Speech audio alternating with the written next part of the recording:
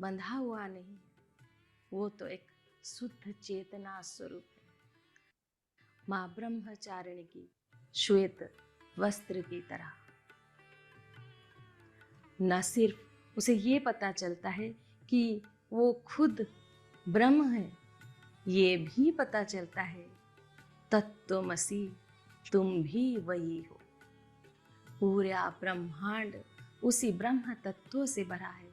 हर एक कण में ब्रह्म ही विद्यमान है। जब उस ब्रह्म ज्ञान को प्राप्त हो जाता है, जब वो उस ज्ञान को प्राप्त कर लेता है, वो सत्य को जान लेता है, वो चित्त को जान लेता है, वो सत्य चित्त आनंद की स्थिति में रहने लगता है। वो आनंद परमानंद की स्थिति होती है। हर पल हर कण में सुंदरता दिखने लगती है। पुराणों में वर्णित है, हमें पता है माँ ब्रह्मचारिणी कैसे 5000 सालों से ज्यादा कठोर तपस्या की शिव जी को पाने के लिए। सिर्फ पुष्प, फल और पत्तों के सहारे ही वो जीवित थी, क्योंकि वो बेल पत्तों के आहार करती थी। उन्हें अपर्णा भी कहा गया है। ये कठोर तपस्या वो क्यों कर रही थी? अपने शिव जी से मिलन के लिए, उनकी प्राप्ति के लिए थी उनकी ये कठोर तपस्या। माता का ये आचरण हमें ये ज्ञान देता है, हर एक ध्यानी को ध्यान में अपने जीवन के उद्देश्य को पाने के लिए लगे रहना चाहिए। ये ध्यान हमें वो आत्मज्ञान देता है और हमें अपने जीवन के उद्देश्य से जोड़ता है। जब तक हमें अपना मूल उद्देश्य, इस जीवन का, इस धरती पर आने का उद्देश्य ना पता चले, हम उसी साधना में जुड़े रहें। वास्तव में यही तो कहा गया है कठोपनिषद में, उत्तिष्ठित जागृत प्राप्य वरान निबोधत। जब तक वो प्राप्ति नहीं हो जाती, वो आत्मज्ञान लाभ नहीं हो जाता, जब तक वो ब्रह्म में लीन नहीं हो जाते, जब तक वो जीवन का मूल उद्देश्य पता नहीं चलता, तब तक कठोर साधना, कठोर व्रत, कठोर तपस्या में साधक निरंतर प्रयास करना अनिवार्य है। हर एक ध्यानी माता की इस ऊर्जा के साथ जुड़कर ध्यान करना है। माता का एक हस्त में जप की माला है और द्वितीय हस्त में एक कमंडल में जल से भरा हुआ। जैसे जप की माला, हम जब जप करते हैं उस पल में रहने की कोशिश करते हैं। उस पल हर एक ध्यानी को वही माँ बता रही है, हर एक पल में जागृत रहना है। ना हमें बीते हुए पल के बारे में चिंता करनी है, ना हमें आगे आने वाले पलों के विषय में चिंतित होना है। बस इस पल, बस यही पल, नाउ मोमेंट में हमें जागृत रहना है। और माँ के हाथों में स्थिर वो जल, कमंडल में जो जल है, वो हमें ये बता रहा है, जल यानी भावना।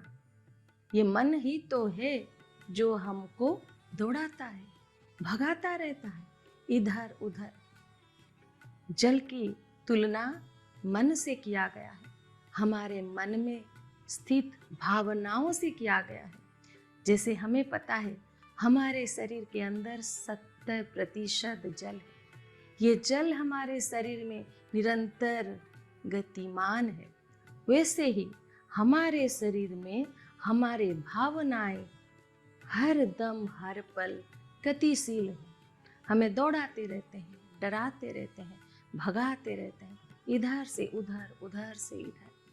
और माँ कह रही है इस मन को अपने बस में करना है, ना कि मन के बस में हमें रहना है, ताकि वो स्थिर हो जाए, शुद्ध हो जाए। जैसे कमंडल में वो जल स्थिर है, वैसे ही हमारा मन स्थिर हो जाए। ये मन में स्थिरता सिर्फ और सिर्फ एक ध्यान ही अपने साधना से ला सकता है। अगर हम चक्रों की बात करें तो ऐसा माना जाता है माँ ब्रह्मचारिणी स्वाधिष्ठान चक्र की अधिष्ठात्री है। स्वाधिष्ठान चक्र जो नाभि के 2 इंच नीचे स्थित है, जहाँ का तत्व है जल, वही जल तत्व, वही भावना से जुड़ी हुई बातें।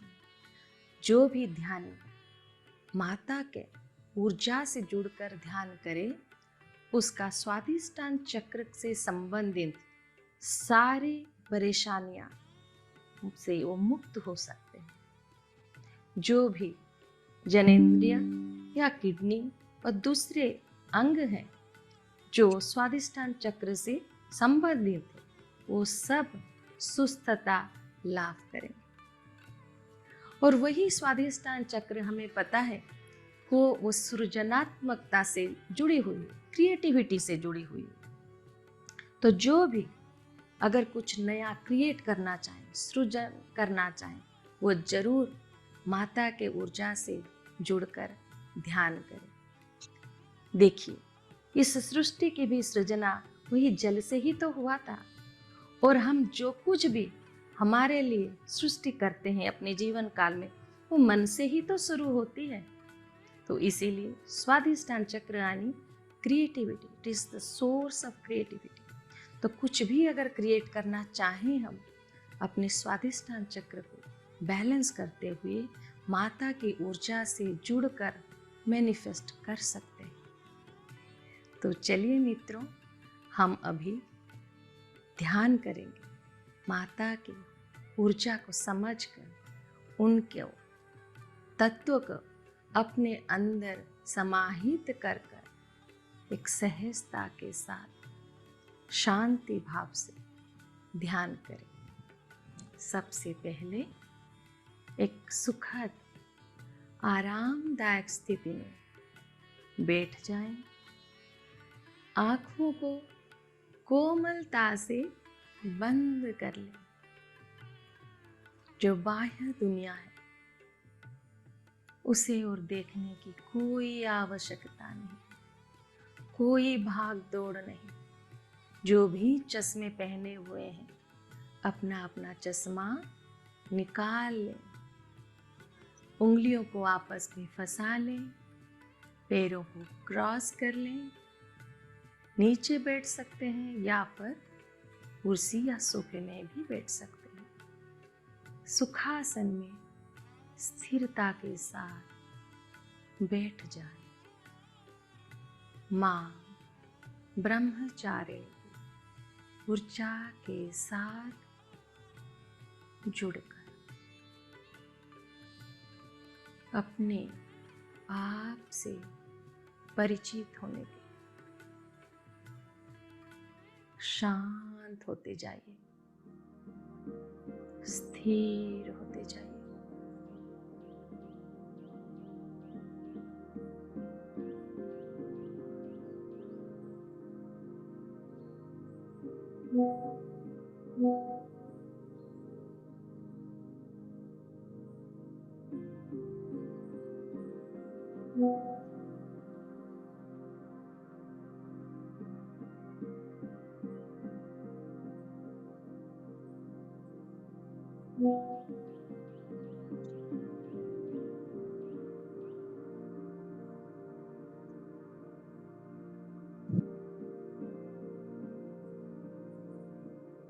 पूरा शरीर सर से पांव तक शांत हो चुका है।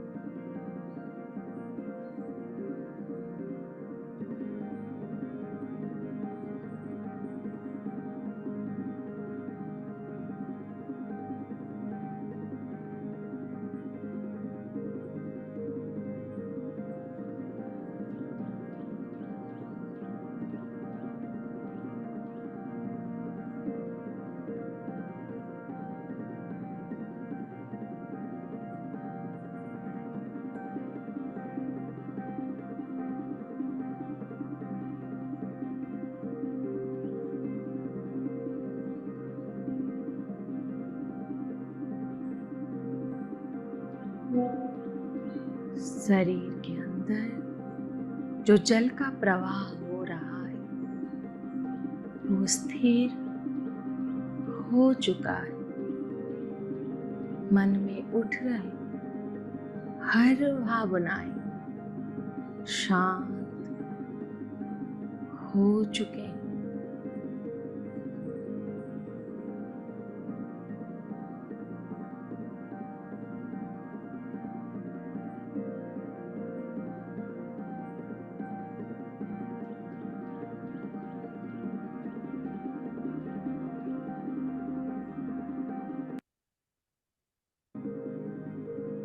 पूरी तरह से समर्पण भाव से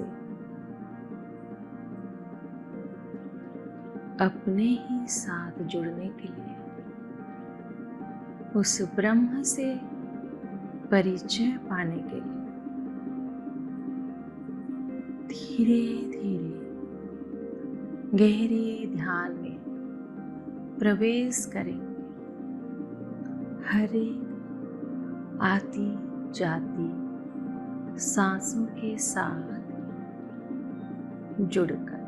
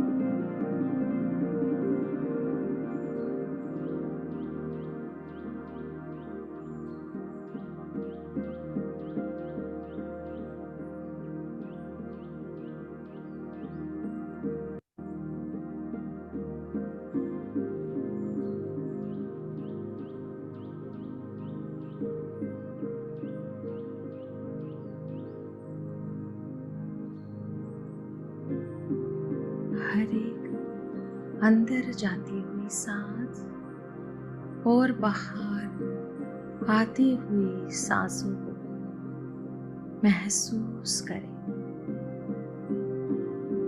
वो छोटी है, गहरी है, लंबी है, बस उसे एक दृष्टा भाव से, साक्षी भाव से देखें। कोई भी छेड़खानी ना करे।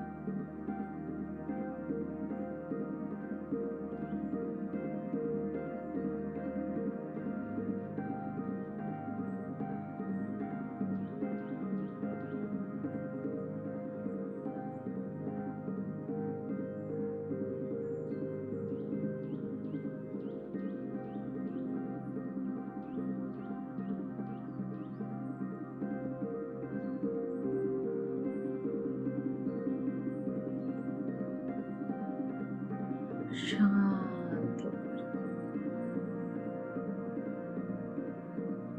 इस पल में रहकर कोई विचार नहीं,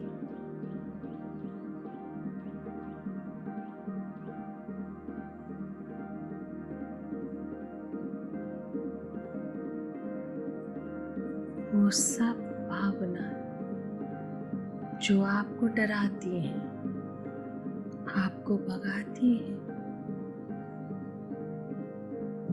उन सब को त्याग करके सहज, सरल, निर्मल सांसों के साथ जुड़कर इस पल में अपने आप के साथ जुड़ जाएं।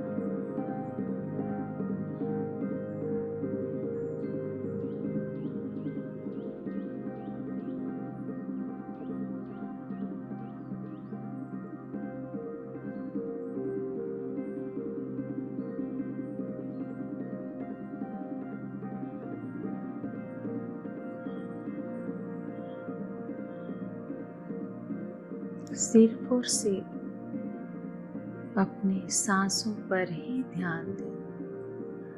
पूरा ध्यान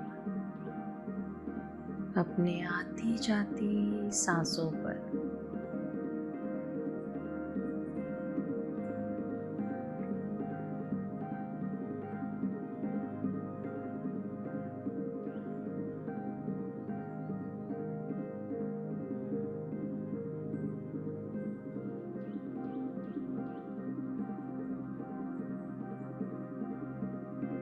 अपने आप के साथ एक लय होकर अपने जीवन का मूल उद्देश्य जानने का प्रयास करें।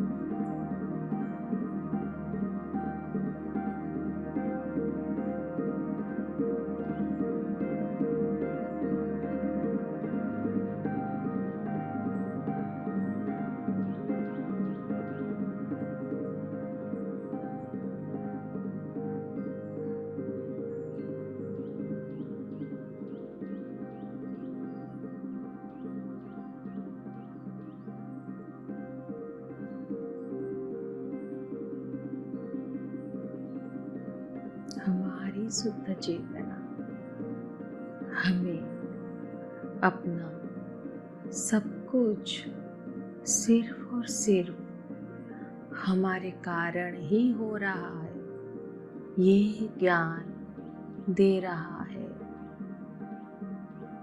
पूरी तरह से अपने जीवन की डोरी अपने हाथ में लिए भविष्य की सृजना खुद करने का आत्मविश्वास रखें।